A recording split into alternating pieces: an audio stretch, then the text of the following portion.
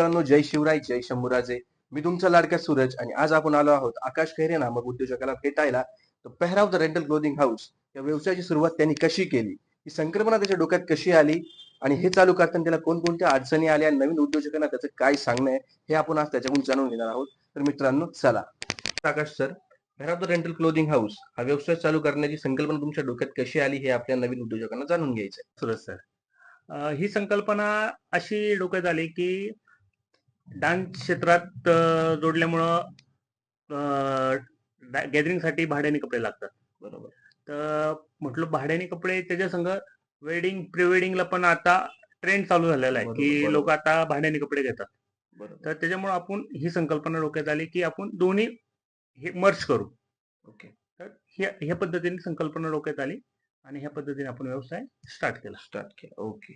आणि ह्याच बरोबर मला माझ्या आई वडिलांची साथ भेटली, माझ्या भावानी साथ दिली, माझ्या बहिणींनी खूप मदत केली मला, माझ्या दाजींनी खूप म्हणजे पैशाची पण मला खूप मदत केली आणि ह्याचबरोबर माझे मिसेसनी पण मला खूप सहकार्य केलं. म्हणजे गिव्ह अप होऊन नाही दिलं आणि पूर्ण पैशाची जवळजवळ करून आणि मी हा बिझनेस आता स्टार्ट केला. ओके. Okay sir. तर आता आपला शेवटचा प्रश्न की हे नवीन उद्योजकांना तुमचं काय सांगणं आहे? नवीन उद्योजकांना मला एवढंच सांगणं आहे की तुम्ही जो बिझनेस चालू करताय त्याची पहिले स्टडी करा, मार्केटचा सर्वे करा आणि त्याच्यानंतरच बिझनेसमध्ये उतरा.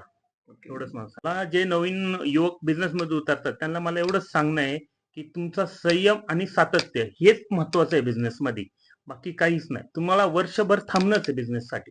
तर मित्रांनो, ही आहे आकाश सर यांची बिझनेस जर्नी आणि अशाच नवनवीन उद्योजकांना आपण भेटणार आहोत, त्यांची संवाद साधणार आहोत.